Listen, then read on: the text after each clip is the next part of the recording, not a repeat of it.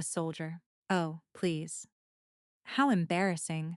My mother's cruel laughter echoed across the grand ballroom, slicing through the music as 200 elite guests turned to stare at me with pity and disdain.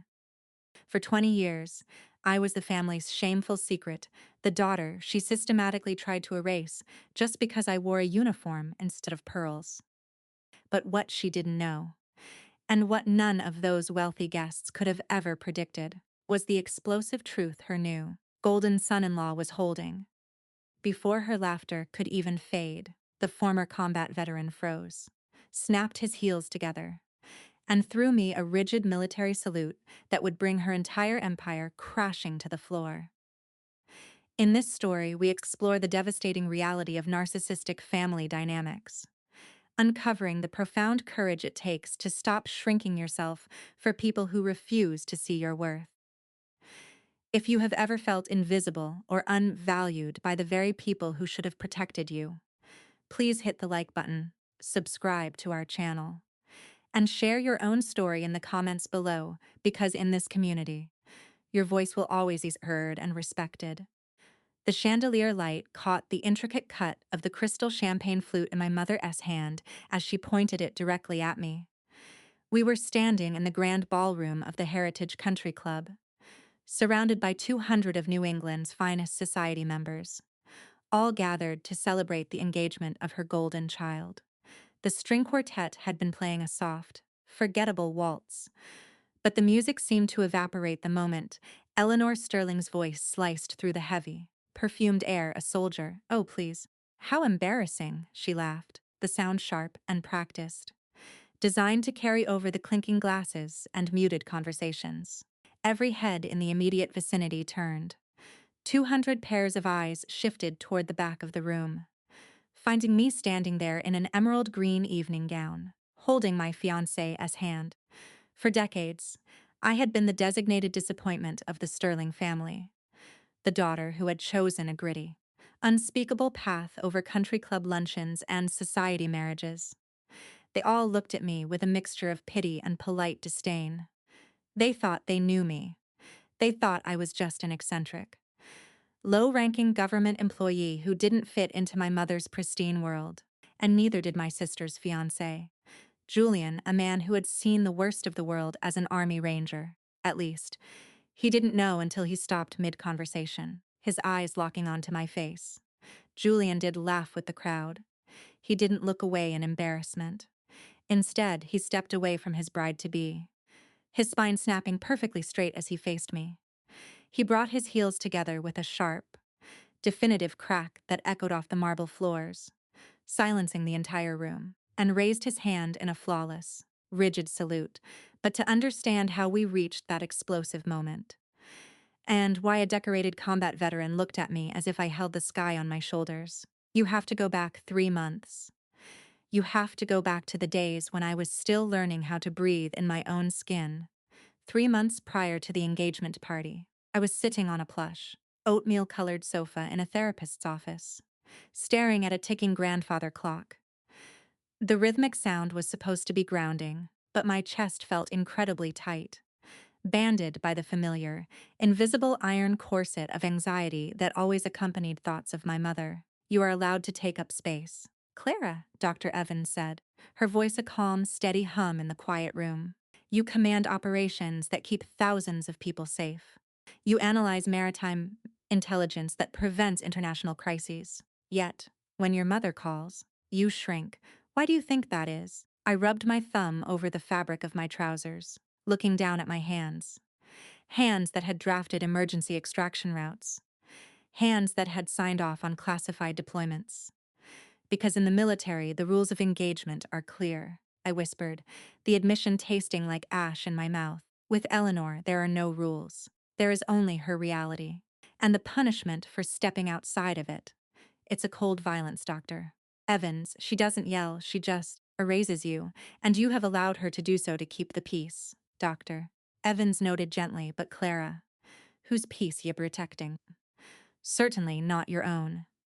Healing begins the day you stop trying to earn a seat at a table where you are continuously served poison. Those words echoed in my mind the entire drive home. For 38 years, I had craved a mother's unconditional love, a validation I was never going to receive. Eleanor's own father had abandoned her for a military career when she was a child, a trauma she had never processed. Instead, she weaponized her pain, turning her hatred of the uniform onto me the moment I enrolled in the Naval Academy. To her, my career was a personal betrayal. To me, it was the only place I had ever felt a sense of honor. When I finally pulled into the driveway of the restored farmhouse I shared with Thomas, the tightness in my chest began to loosen. Thomas Weaver was a civilian architect, a man who built foundations for a living and, remarkably, had built a safe haven for my heart.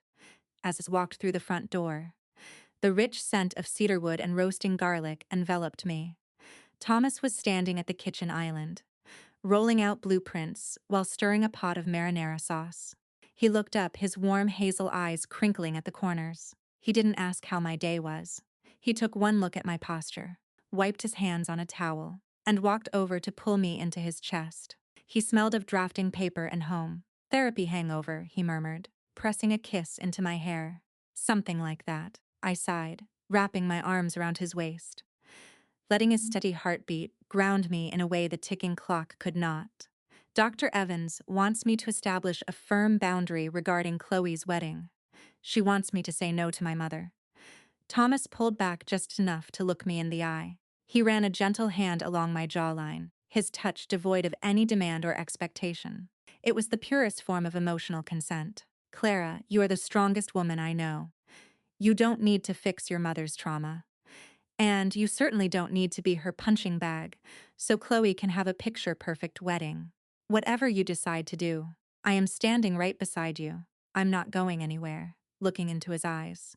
A profound realization washed over me. I didn't need to earn Thomas's love. It was just there, steady and unshakable.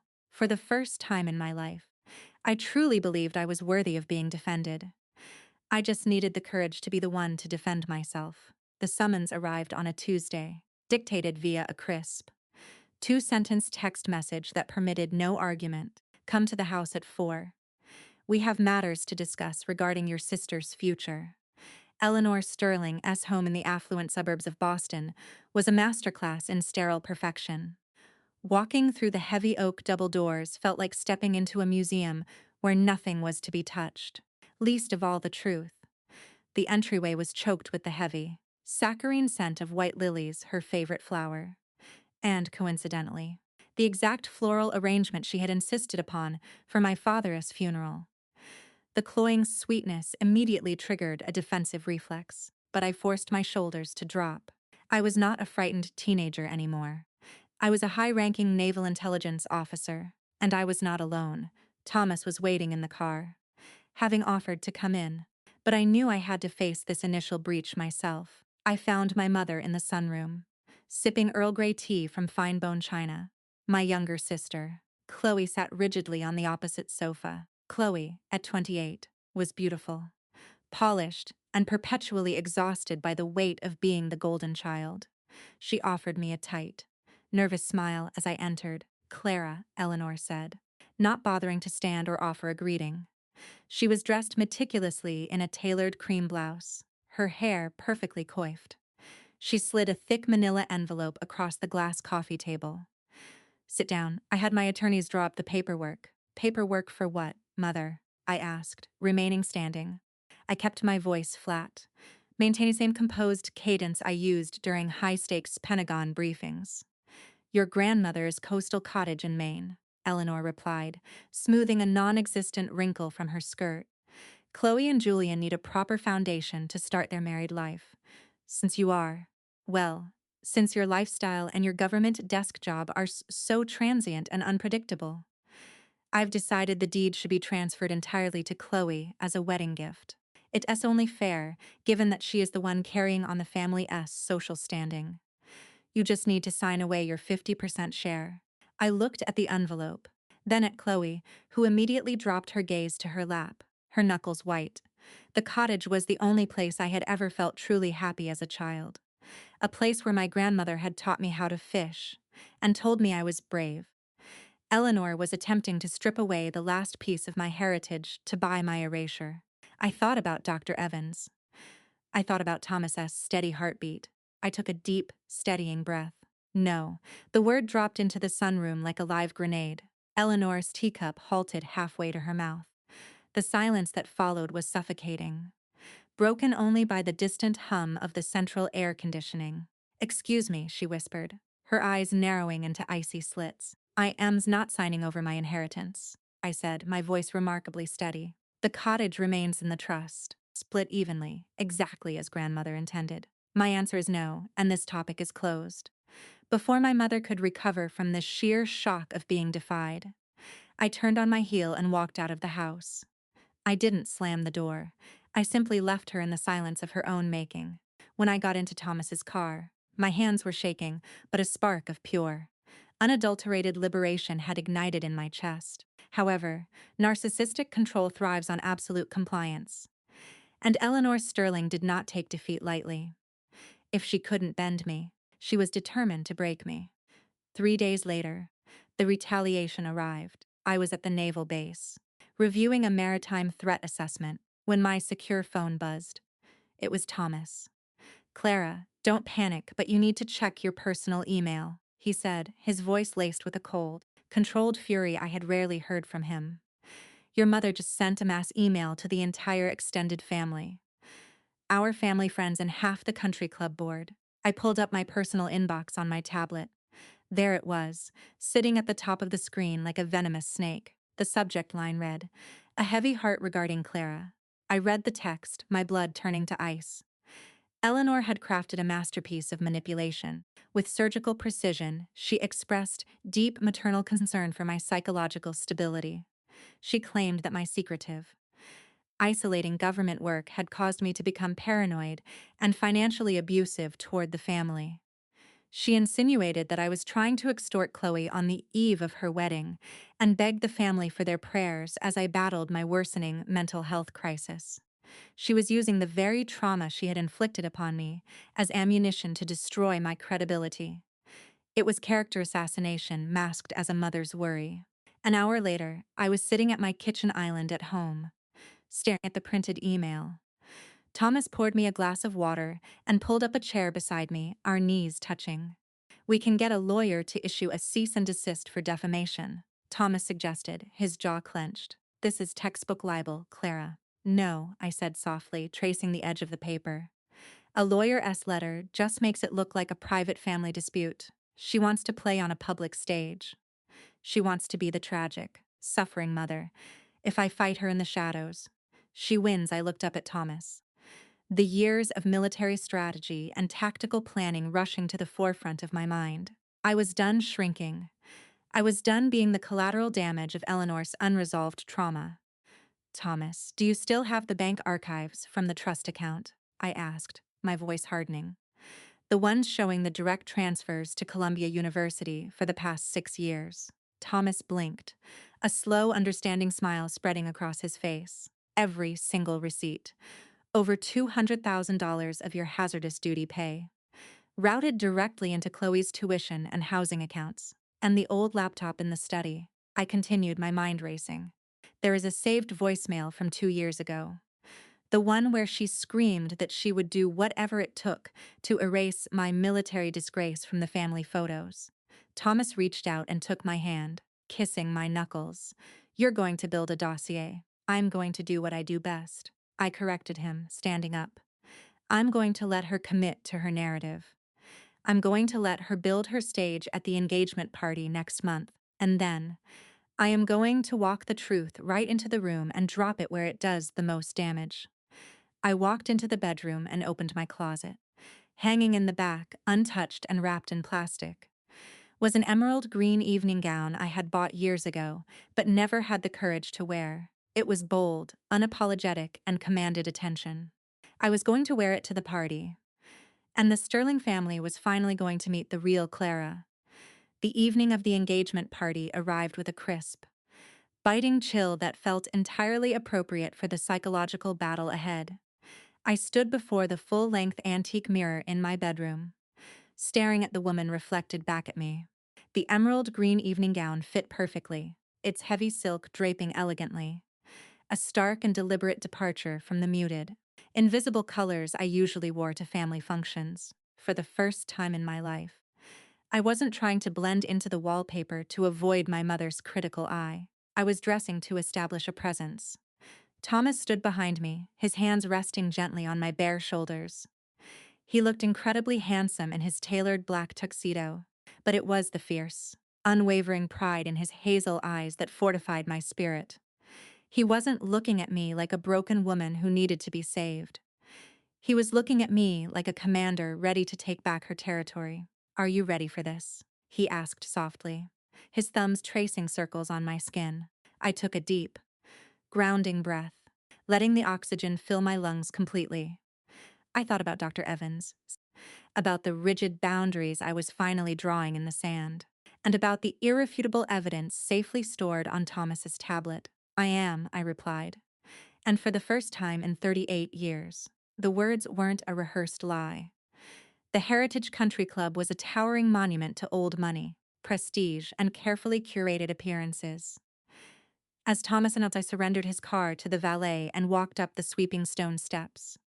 I could already hear the hum of classical music and the clatter of fine crystal. The moment we stepped into the grand ballroom, the temperature in the room seemed to plummet. Eleanor's defamatory email had clearly done its work. As we navigated through the sea of designer gowns and tailored suits, the whispers trailed us like a turbulent wake. Extended relatives averted their eyes. Family friends offered tight, pitying smiles before quickly turning their backs to us. They had all read the fabricated narrative of my supposed mental decline, paranoia, and financial cruelty. I felt the familiar, deeply ingrained urge to shrink, to fold my arms across my chest and hide. But Thomas' hand remained firmly interlocked with mine. He gave my fingers a reassuring squeeze, a silent, powerful reminder that their judgment was based on a meticulously crafted illusion. Across the cavernous room, Eleanor was holding court near a towering, ostentatious display of white roses. She wore a sapphire blue gown that perfectly matched the cold ice in her eyes. When she spotted me, her polite, practiced smile didn't waver for the crowd, but her gaze sharpened into a distinct warning. She took in the emerald dress, my upright, unyielding posture, and Thomas, who was watching her with the calm, analytical detachment of an architect examining a fatal structural flaw. Eleanor quickly turned her back to us, leaning in to whisper something to my uncle, who immediately shot me a look of deep, patronizing concern. She was playing the tragic, long-suffering mother to absolute perfection. I refused to engage in her silent warfare. I guided Thomas to our assigned table at the very back of the room, positioned near the kitchen doors, a placement that was no accident, but a physical manifestation of my standing in the family. But tonight, the back of the room offered the perfect tactical vantage point. Chloe sat at the head table, looking ethereal in a white silk dress, but her smile was brittle, her eyes darting nervously around the room. Next to her sat Julian Hayes. I had only met the former Army Ranger a handful of times in passing. He was a quiet, intense man who carried the invisible heavy weight of combat, a weight I recognized instantly from my own years in intelligence. He seemed deeply uncomfortable with the lavish excess of the party, his eyes constantly scanning the exits, a survival habit ingrained in anyone who had spent time in hostile territory.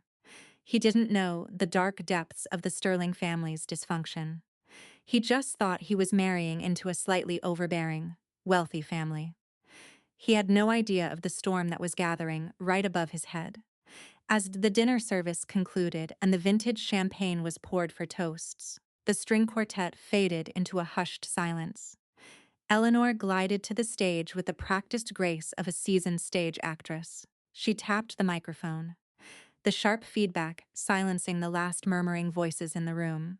"Family and dearest friends," she began, her voice dripping with artificial, syrupy warmth. "Tonight, we gather to celebrate the beautiful union of my youngest, Chloe, and her remarkable Julian. Chloe, you have always been the shining light of this family, the one who honors our traditions and carries our legacy forward with such grace." She paused, placing a hand over her heart, letting the affluent crowd soak in the image of a devoted matriarch. "And Julian, your dedication to our country as a ranger is commendable. though we are all incredibly thankful that you are now safely navigating the civilized, civilian world. Eleanor's eyes then drifted over the crowd, deliberately bypassing the front tables and locking directly onto me, sitting quietly in the shadows at the back of the room. The feigned warmth vanished from her face, replaced by a theatrical, sorrowful smile designed to invoke pity. This was it, the exact moment she had orchestrated to put the final nail in the coffin of my reputation. Of course, not all paths chosen by the children of this family have been suitable, she continued, her voice echoing coldly through the silent ballroom. Some people lose their way. They chase aggressive, isolating government careers that ultimately destroy their minds and poison their relationships. The room held its collective breath, the tension thick enough to cut with a knife. She raised her crystal champagne flute, pointing it directly at me like a weapon.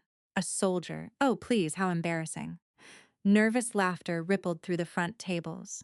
It wasn't the boisterous, genuine laughter of a joke well told, but the anxious, compliant chuckling of society people eager to appease their wealthy host.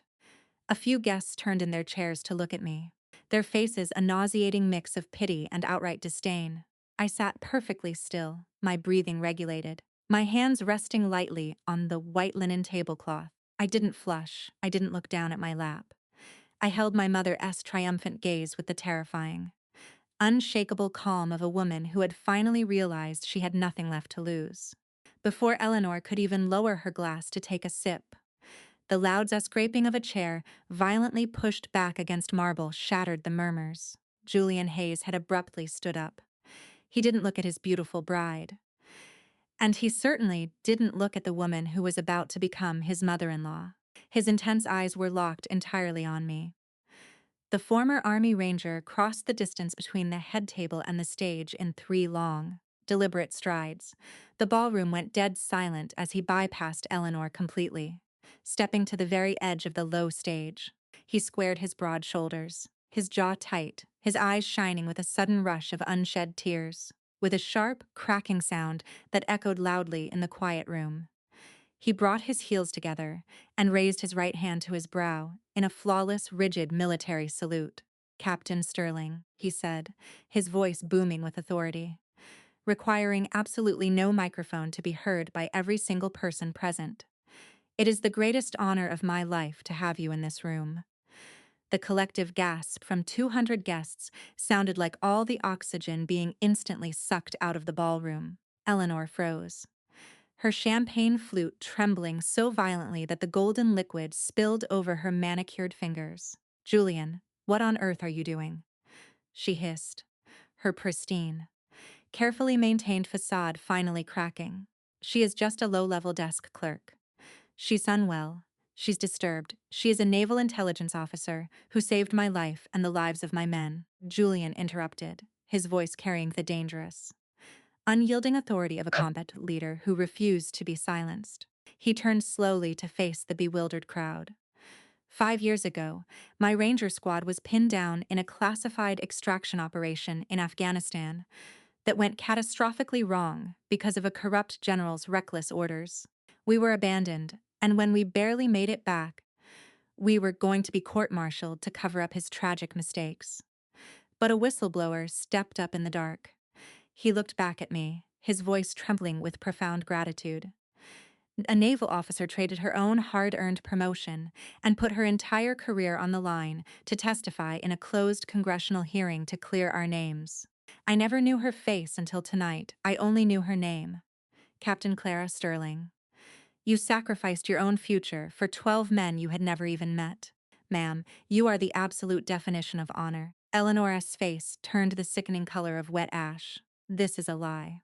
This is a fabrication," she shrieked, all pretense of elegance and high society grace completely gone. "She is financially abusive. She is trying to ruin this family and extort her sister." That was the exact cue we had prepared for. Thomas calmly stood up from our table, without speaking a single word. He walked over to the venue's audiovisual console located near the kitchen doors. With a simple, swift swipe on his tablet, the massive projector screen behind the stage, originally intended for a touching slideshow of Chloe and Julian's childhood photos, flickered brightly to life. Instead of baby pictures, a declassified congressional commendation bearing my full name, detailing my sacrifice and featuring the official seal of the United States Navy, filled the massive screen. Then the image shifted with a tap of Thomas's finger.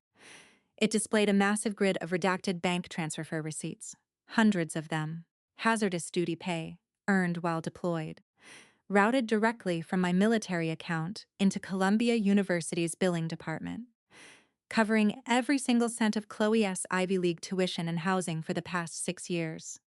The murmurs instantly erupted into a deafening roar of shock. Guests pointed at the glaring screen, covering their mouths in horror as they realized the depth of the deception. The hateful narrative Eleanor had spent weeks building was disintegrating in real time. She lunged frantically toward the AV cord, desperate to unplug the truth. But Chloe stepped directly in her path. My younger sister, the golden child who had never spoken a word of defiance in her entire 28 years, stood trembling but fiercely resolute. She snatched the microphone from the stand. "She didn't extort me, Mom." Chloe's voice shook, echoing painfully through the speakers, but she refused to back down. Tears were streaming freely down her face, ruining her perfect makeup. "Clara paid for my entire life, my entire education. Our deceased father's trust money on country club dues and designer clothes to keep up appearances. I knew she was paying, and I was just too terrified of your wrath to tell the truth. But I won't let you abuse her anymore. I am so deeply sorry, Clara." Chloe turned her back on our mother, symbolically severing the invisible strings of narcissistic control that had manipulated her for a lifetime. Eleanor stood utterly alone on the grand stage, surrounded by the irrefutable, glaring evidence of her cruelty, exposed and stripped bare before the very society she worshipped above her own flesh and blood. The toxic power dynamic of the Sterling family had not just shifted, it had been permanently, irrevocably broken. I stood up from my table, smoothing the skirt of my emerald dress. I didn't feel the need to scream, to demand public apologies, or to revel in my mother's humiliating downfall. I just felt an overwhelming, profound sense of peace wash over my soul. The healing had truly begun. I reached out and took Thomas' waiting hand. Together, we walked down the center aisle of the stunned ballroom, our heads held high, leaving the pathetic wreckage of Eleanor Sterling's lies behind us. I was no longer fighting for a seat at her toxic table. I was walking out the door to build my own. The drive back to our restored farmhouse was blanketed in a profound, magnificent silence. For the first time in my entire adult life, the airspace in my mind was completely clear of Eleanor Sterling as suffocating expectations.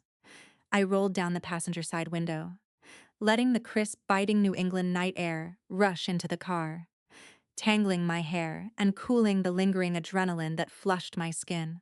I did not check my phone, though I knew it was likely illuminating the depths of my evening bag with a barrage of panicked messages from extended relatives who had just witnessed the spectacular collapse of our family as matriarch. I simply let the device stay buried. Thomas kept one hand on the steering wheel, while his other hand remained securely wrapped around mine, his thumb drawing slow, soothing circles against my knuckles. He didn't ask if I was okay, nor did he offer hollow platitudes about how time heals all wounds. He understood the gravity of the psychological operation I had just survived. He knew that the victory was absolute, but the battlefield was still smoking. When we finally pulled into our driveway, the warm amber glow of the porch light felt like a beacon guiding me to the only real home I had ever known. The following morning, I woke up without the familiar iron band of anxiety crushing my ribs. The grandfather clock in the hallway ticked, but it no longer sounded like a countdown to my mother's next emotional ambush. I walked into the kitchen wearing one of Thomas's oversized flannel shirts, breathing in the rich, earthy scent of French roast coffee. Thomas handed me a mug, kissing my forehead before heading to his home office to review his architectural blueprints. I stood by the bay window, watching the autumn leaves drift onto the lawn, when a silver sedan pulled slowly into the driveway. The engine cut off. But the driver didn't immediately emerge. I recognized the car instantly. It was Chloe. I set my coffee mug down on the granite counter, a brief flicker of apprehension passing through me. Had Eleanor sent her to negotiate a truce? Had the golden child returned to her master's side after the shock of the evening wore off? I opened the front door and stepped out onto the porch. Chloe slowly climbed the wooden steps. She looked completely different from the polished, ethereal bride-to-be who had sat at the head table the night before. Her face was scrubbed clean of makeup. Her eyes were swollen and rimmed with red, and she was wearing a simple, faded college sweatshirt. She looked young, incredibly fragile, and for the very first time, entirely genuine. Chloe stopped at the top of the stairs, wrapping her arms around her own torso as if trying to hold herself together. She looked at me, her lower lip trembling, and the dam finally broke. A ragged, heartbreaking sob tore from her throat. I didn't hesitate. I closed the distance between us and pulled my younger sister into my arms, holding her tightly as she broke down completely on my front porch. I left her house. Chloe wept into my shoulder, her fingers clutching the fabric of my flannel shirt. Julian and I packed my bags at 2 in the morning. She was screaming, "Clara." She was throwing things and blaming you, blaming Julian, blaming everyone but herself. I looked at her, and I finally saw what you have been seeing your whole life. She doesn't love us. She just loves what we do for her image. I told her I didn't want her money. I didn't want her country club wedding. And I didn't want the cottage if it meant stealing it from you. I walked out. Clara, I actually walked out. I guided Chloe inside, sitting her down on the oatmeal-colored sofa that had seen so many of my own tears after therapy sessions. I wrapped a thick woolen blanket around her shoulders and poured her a cup of chamomile tea. Sitting beside her, I realized a profound truth about narcissistic families. The scapegoat and the golden child are both victims. They are just housed in different cages. My cage had been made of constant criticism and neglect, while Chloe's cage had been constructed of conditional praise and crippling perfectionism. We sat there for hours, dismantling the decades of lies Eleanor had woven between us to keep us divided and easy to control. Chloe asked me about Dr. Evans, admitting that she needed professional help to untangle the paralyzing fear of failure our mother had instilled in her. I promised to help her find a therapist, and I promised to stand by her as she navigated the terrifying, beautiful process of claiming her own identity. By the time Julian arrived that afternoon to pick her up, holding her with a fierce, protective tenderness that brought tears to my eyes, I knew I hadn't just reclaimed my own honor at that party, I had rescued my sister. Later that evening, my attorney finalized the response to Eleanor's legal demands regarding the coastal cottage. The paperwork was simple and legally unassailable. I was keeping my 50% share of the property, and because Chloe formally refused the other half, the cottage would remain in the family trust, completely untouchable by Eleanor. I decided I would eventually buy Chloe out at a fair market value to give her and Julian a solid financial foundation to start their marriage on their own terms. As I signed the documents, sliding the cap back onto my pen, I felt a profound sense of closure. Eleanor Sterling was entirely isolated in her cavernous, silent house, surrounded by her white lilies and her shattered reputation. She had demanded a stage, and the truth had ultimately brought the curtain down on her reign. 6 months later, the coastal winds of Maine whipped fiercely through my hair, carrying the sharp, clean scent of salt spray and ancient pine trees. I stood on the weathered wooden deck of my grandmother's cottage, looking out at the vast, churning expanse of the Atlantic Ocean. The cottage had been thoroughly aired out, the oppressive, sterile perfection of my mother's influence replaced by warm, woven rugs, comfortable reading chairs, and a kitchen that smelled constantly of baking bread and fresh herbs. The property was no longer a bargaining chip or a tool for emotional extortion. It was a sanctuary. It was my home. I leaned against the sturdy wooden railing, wrapped in a thick hand-knit sweater, feeling a deep, resonating peace settling into my very bones. The constant, hyper-vigilant scanning of my environment, the survival mechanism I had developed to anticipate Eleanor's physiological strikes, had finally quieted. The sliding glass door behind me opened, and Thomas stepped out onto the deck. He wrapped his arms around my waist from behind, resting his chin on my shoulder as we watched a pair of seagulls dive toward the white-capped waves. We were getting married here next month. It wouldn't be a massive, ostentatious affair at a country club with 200 judgmental spectators. It would just be Thomas and me, standing barefoot in the sand, exchanging vows we had written ourselves. Chloe would be my maid of honor, having blossomed beautifully over the past half year of intense therapy. She and Julian had eloped at a courthouse in Boston, using the money I paid for her half of the cottage to put a down payment on a modest, charming townhouse in a quiet neighborhood. Eleanor was not invited to either wedding. We had collectively established an impenetrable boundary, and the silence from her absence was the most beautiful music I had ever heard. "What are you thinking about, Captain?" Thomas murmured, his breath warm against my neck. I leaned back into his solid, unwavering embrace, covering his hands with my own. "I was just thinking about how long it takes to dismantle a house built on lies," I replied softly, watching the tide roll in, washing the shoreline clean, "and how incredibly grateful I am to have an architect to help me build a new one." Thomas kissed my cheek, turning me gently in his arms so I could look directly into his warm hazel eyes. The love I saw reflected there wasn't something I had to earn through grueling achievements or silent suffering. It was a given, an unconditional constant that anchored me to the earth. He smiled, a soft, understanding expression that spoke volumes of the journey we had weathered together. As he stepped back inside to check on the fire burning in the hearth, I turned back to the ocean, feeling a sudden, overwhelming urge to speak directly to the women who were still lost in the storm I had just escaped. It took me 40 years to realize that you cannot buy the love of someone committed to misunderstanding you. My mother's cruelty wasn't truly about me. It was about the reflection of her own unhealed wounds. But her trauma did not give her the right to make me her collateral damage. Equality in a family isn't about everyone making the same amount of money, sharing the same beliefs, or having the exact same career. It is about the fundamental human right to be respected for exactly who you are. I used to think my silence protected the peace, but all it did was protect her abuse. Healing began the day I stopped trying to earn a seat at a table where I was continuously being served poison. True strength isn't enduring disrespect with a stiff upper lip. True strength is having the profound courage to walk away and build your own table with people who love you unconditionally, like Thomas, and eventually like Chloe, who is currently breaking the generational curse right alongside me. We are finally free.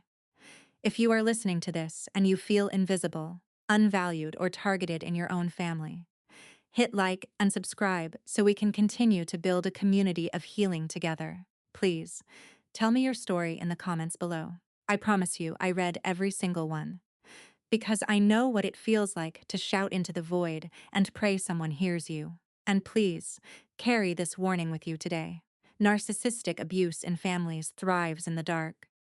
It is a quiet, insidious violence that convinces you that you are the problem, that you are the broken one. Do not let anyone, not society, not guilt, and certainly not the people who gave you life, convince you that you have to shrink yourself to be loved. You deserve respect, you deserve firm, impenetrable boundaries, and you never, ever have to apologize for protecting your own peace. Stand tall, draw your line in the sand, and never look back.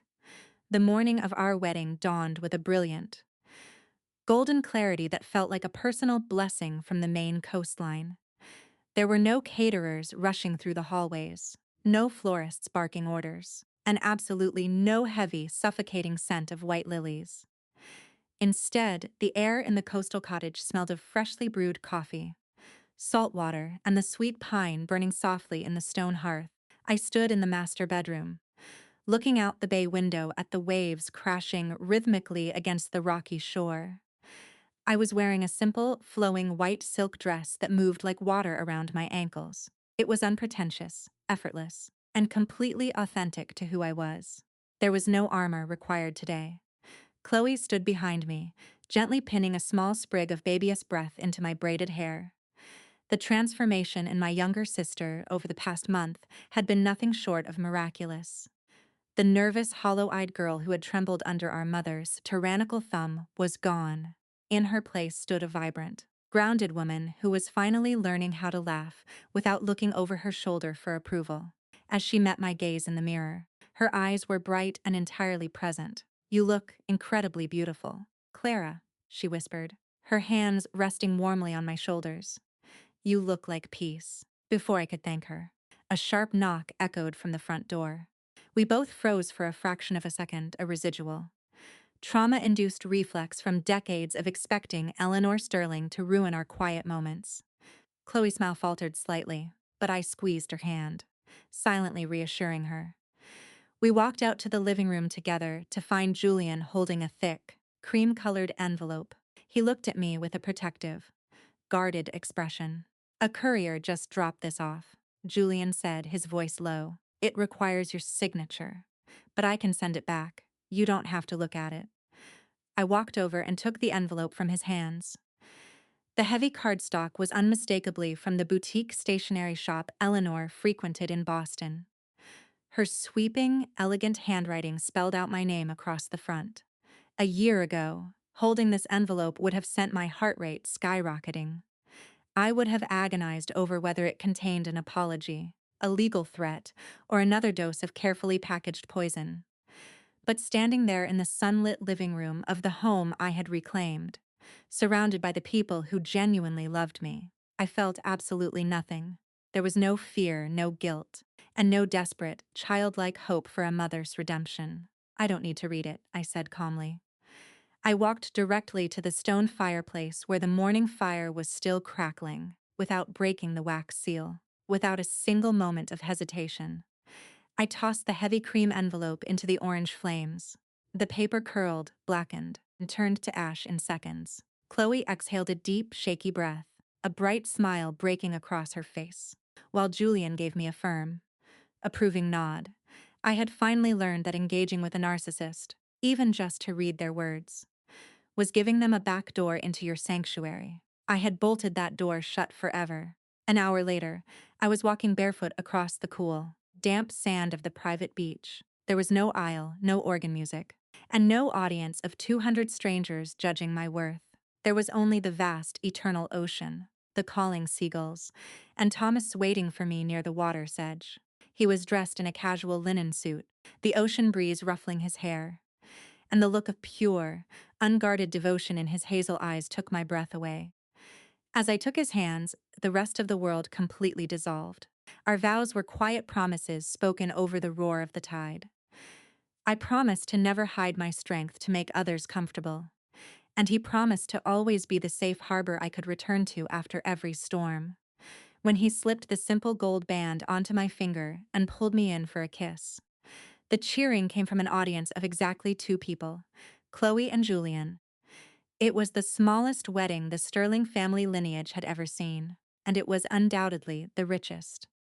We spent the evening eating fresh seafood on the wooden deck, drinking champagne from mismatched glasses, and laughing until our ribs ached. There was no performance to maintain, no legacy to protect. There was only the beautiful, messy, authentic joy of a chosen family. As the sun dipped below the horizon, painting the sky in brilliant strokes of violet and gold, I leaned against my husband's chest, watching my sister dance with her husband by the fire pit. The chains of generational trauma had not just been broken, they had been completely obliterated. A year and a half after the wedding on the beach, the landscape of my life had expanded in ways I had never dared to imagine during those dark, suffocating years under Eleanor's shadow. Professionally, my career had reached a new pinnacle. I had been officially promoted to the rank of Rear Admiral.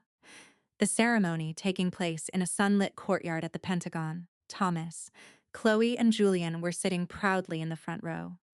There were no empty chairs waiting for a mother who refused to show up, and there was no hollow ache in my chest longing for her validation.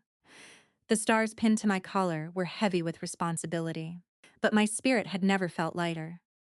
I had finally learned that my worth was not determined by the people who were incapable of seeing it. With my new rank came new influence, and I knew exactly how I wanted to use it. I established a mentorship and advocacy program within the naval intelligence community, specifically designed to support female service members navigating complex family dynamics and domestic psychological abuse. I called it the Lighthouse Initiative, drawing from my own painful history. I worked alongside military psychologists, including Dr.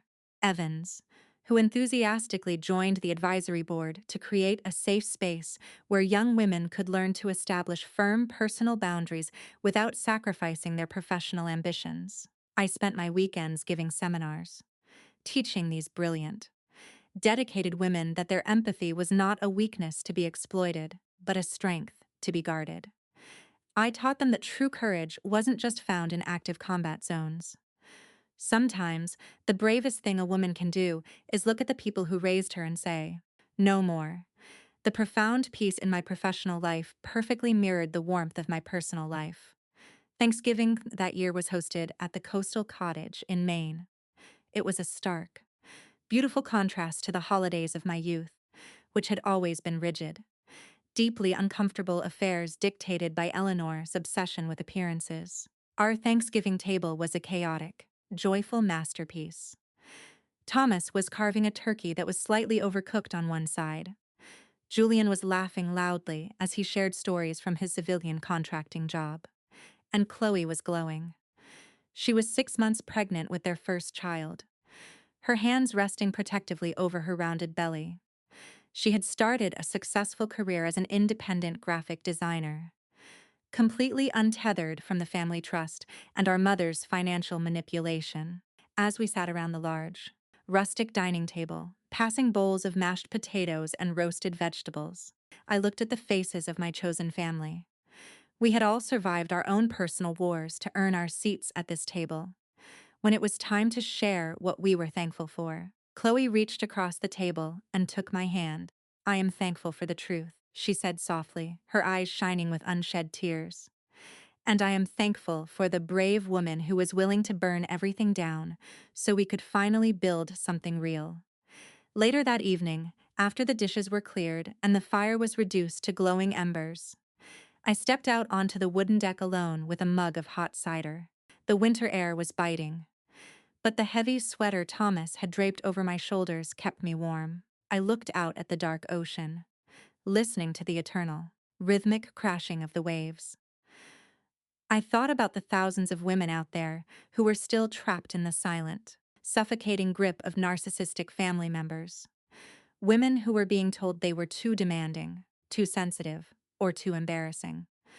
Women who were shrinking themselves every single day just to keep a toxic peace. If you are one of those women, I want you to hear my voice in the quiet of your own mind. You are not crazy. You are not broken.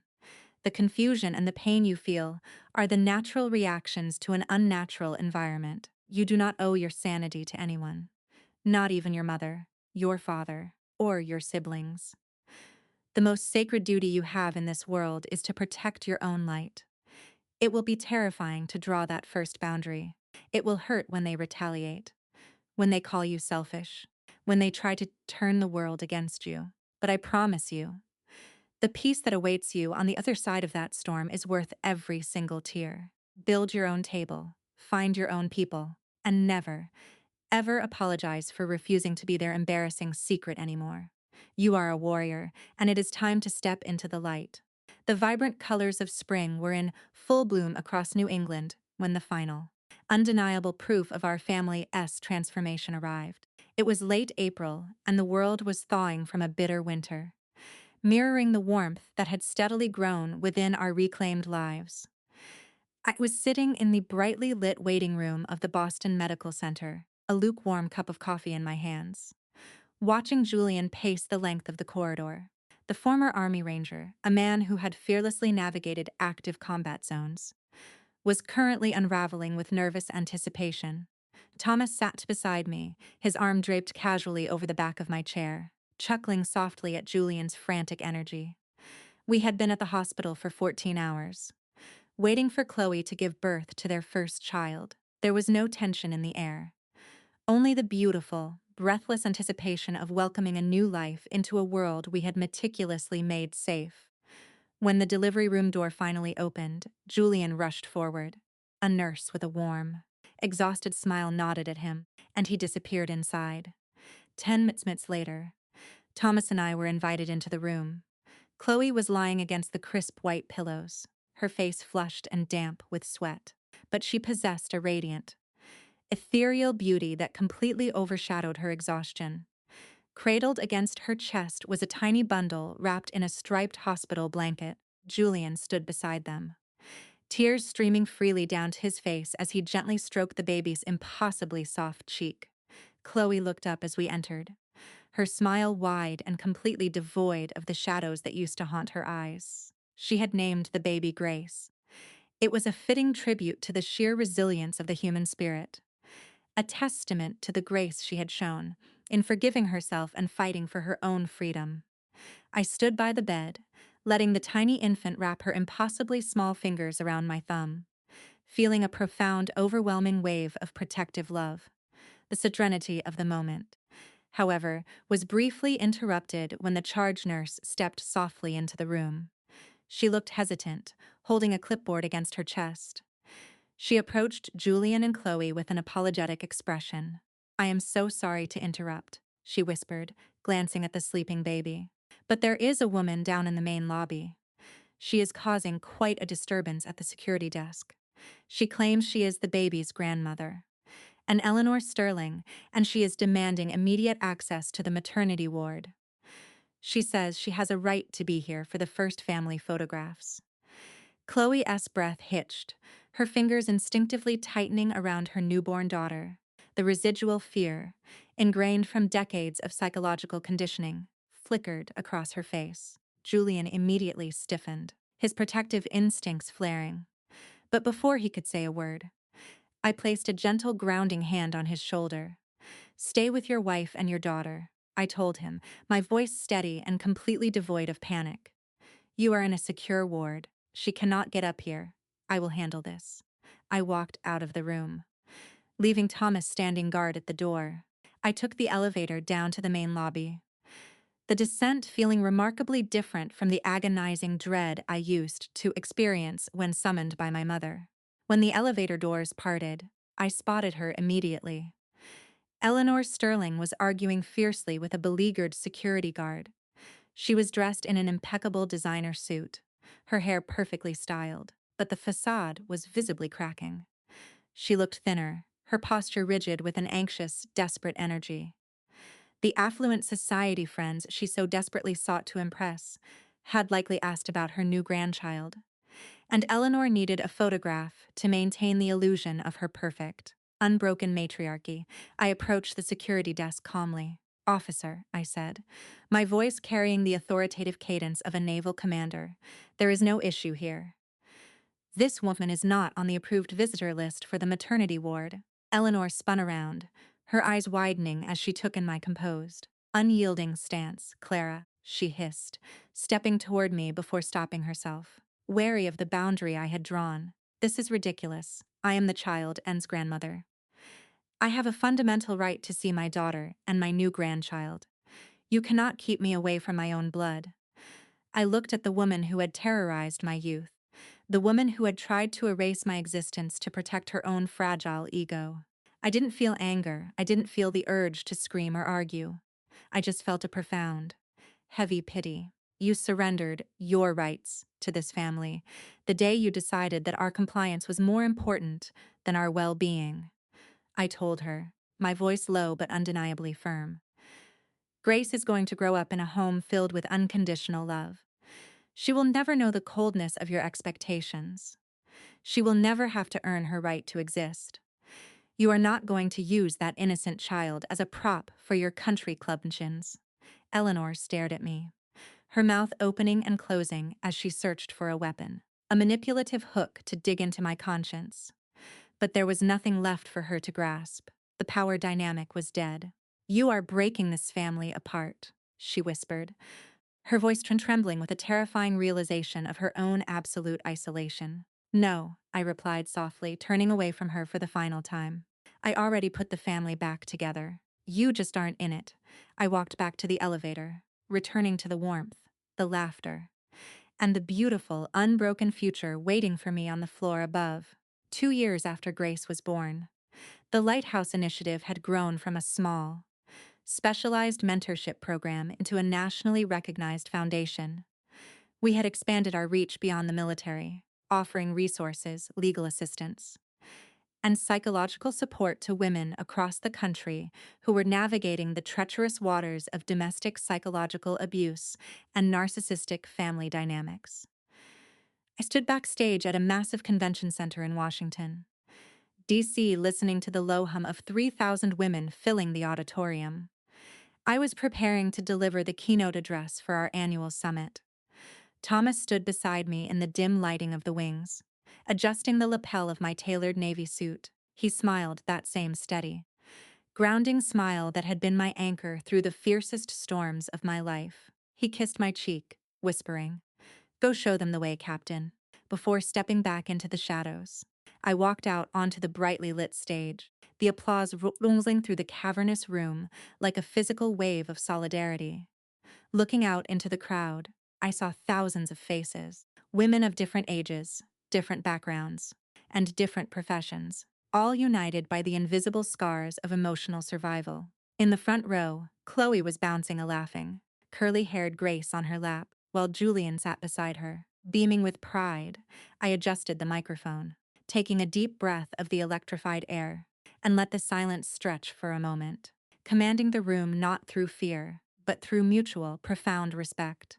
For 20 years of my life, I believed that silence was the ultimate sacrifice. I began, my voice echoing clearly through the massive speakers. I believed that if I just kept my head down, if I excelled in the shadows, and if I absorbed the cold violence of my family's matriarch without complaint, I would eventually earn my right to be respected. I thought that keeping the peace was my duty, but I was terribly wrong. Silence in the face of psychological abuse does not protect the peace. It protects the abuser. It builds the very walls of your own prison. I walked slowly across the stage, looking directly into the eyes of the women in the front rows. Many of you in this room have been called the difficult one. You have been labeled the disappointment, the embarrassment, the black sheep of your family. You have been told that your boundaries are selfish and that your demand for basic human dignity is aggressive.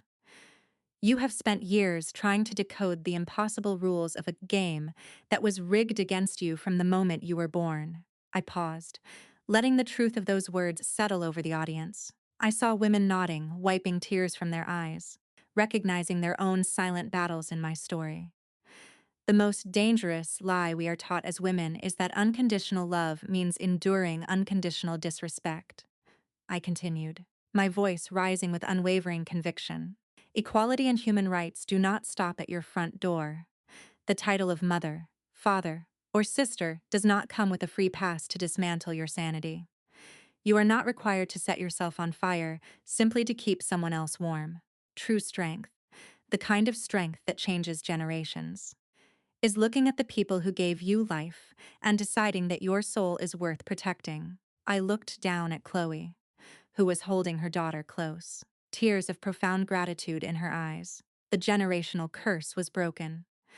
When my brother-in-law stood up in a room full of people who despised me and saluted me, he didn't just validate my military career. He reminded me that respect does not require a stage. It requires a spine. It requires the courage to stand in your own truth, even when your voice shakes, and even when you have to stand completely alone. But the beautiful secret is, once you walk away from the table of toxicity, you are never truly alone. You find your real family. You build a new foundation, brick by brick, based on empathy, emotional consent, and unconditional support. I stepped back to the center of the stage, looking directly into the main camera recording the event, shifting my tone to speak directly to the women watching from the quiet isolation of their own homes, the ones watching on their screens, searching for a lifeline in the dark. If you are watching this, and you are currently hiding in the bathroom of a family home where you feel entirely invisible, if you are carrying the heavy, exhausting weight of a family's false image on your shoulders. I want you to listen to me very carefully. You are worthy of love that does not hurt. You are worthy of respect that is freely given, not desperately earned. Healing is messy, and it is painful, but the freedom on the other side is glorious. If this story resonated with you, if you are ready to stop being the collateral damage in someone else's war, hit like and subscribe to join our community. Tell me your story in the comments below, because your voice matters, and we are listening. Remember, the bravest thing you can ever do is finally say no to the dark and step boldly into your own light. You never walk alone. We often grow up being taught that family is an unbreakable, sacred bond, and that we must endure anything for the sake of keeping the peace. Clara's journey reveals an incredibly painful, yet entirely liberating truth. You cannot buy the love of someone who is deeply committed to misunderstanding you. Eleanor S. cruelty wasn't actually about Clara S. career or her character. It was a dark projection of her own unhealed trauma and desperate need for control. But the most vital lesson you can take away from this story is this: someone else's trauma does not give them a free pass to make you their collateral damage.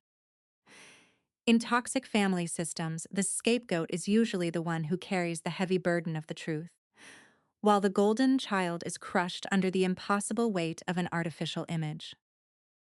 Both roles are simply different types of cages. True healing begins the absolute second you stop trying to earn a seat at a table where you are continuously being served poison. Society conditions women to be the peacemakers, to swallow their pride and endure disrespect with a polite smile. But true strength is not endurance. True strength is having the profound courage to walk away, burn the toxic bridges that keep you tethered to abuse, and build your own table. A family is not defined strictly by blood. It is defined by emotional consent, mutual respect, and unconditional support. Setting firm boundaries is never an act of aggression, it is a vital act of self-preservation.